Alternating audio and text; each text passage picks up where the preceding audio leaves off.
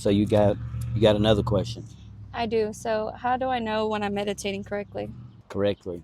Correctly. That's a good way to put it. A lot of people have that's a common question. But just like with the first question that you asked me with when it comes to you said, how do I control my thoughts? Right? Right. And I proved to you, I asked you a simple question. What did I ask you? If I could, Tell you your my could next thought. yeah, could you tell me your next thought? And you can't, right? So we proved that you can't quote unquote control what your thoughts, where your thoughts come from. And that proves to you that there's a separation between you and your thoughts, right? Right. If your thoughts just come without your control or without your consent, doesn't that prove that you are not your thoughts?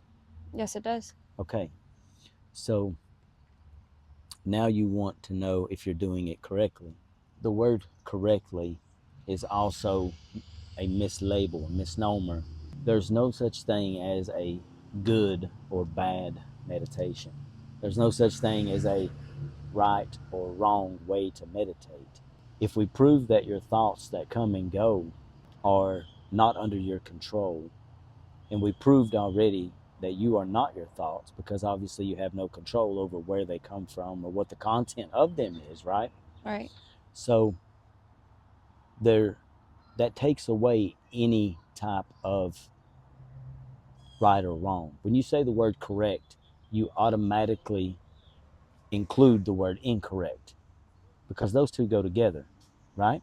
Yes. If you don't have correct, then you can't have incorrect.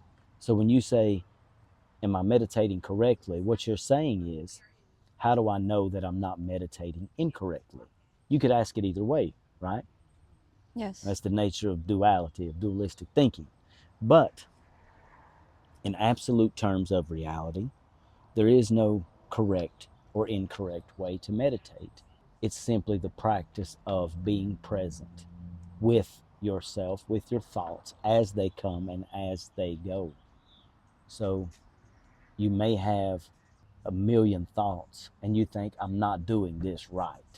But by saying that to yourself, you're subconsciously putting in your ego the seed of, I am doing this wrong. Okay? Or you Okay. may even say it to yourself, I'm doing this wrong, which indicates to you that I may not be doing this right. Again, you're creating dualistic thinking. And when you create dualistic thinking, anywhere there's dualism in your mind, there's friction. There's friction because our minds, our self, our ego tends to want to identify with one and push away the other.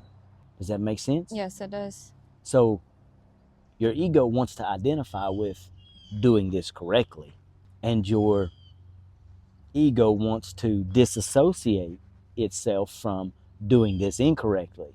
If I tell you you're wrong about something, that tells you that I'm right. Yes? Yes. If I tell you I'm right, this indicates that you're wrong. If I tell you that you're right, it indicates that I'm wrong.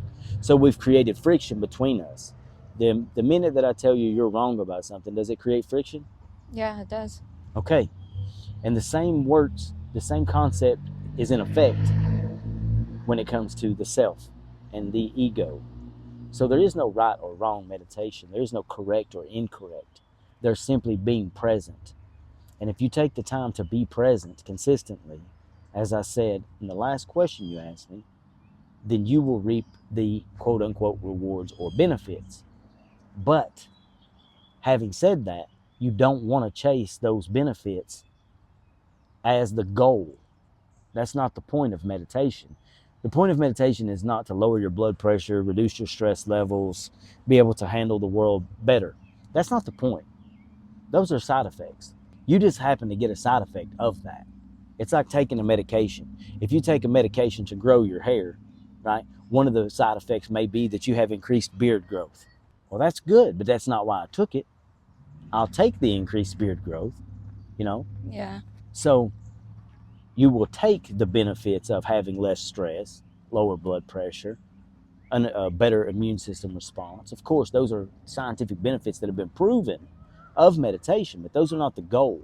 So oftentimes what we do is we chase the goal of of lower blood pressure, better stress levels, yada, yada, yada. And what we're doing is, in lieu of that, we're sacrificing, we're actually giving up the whole purpose, the whole point of meditation.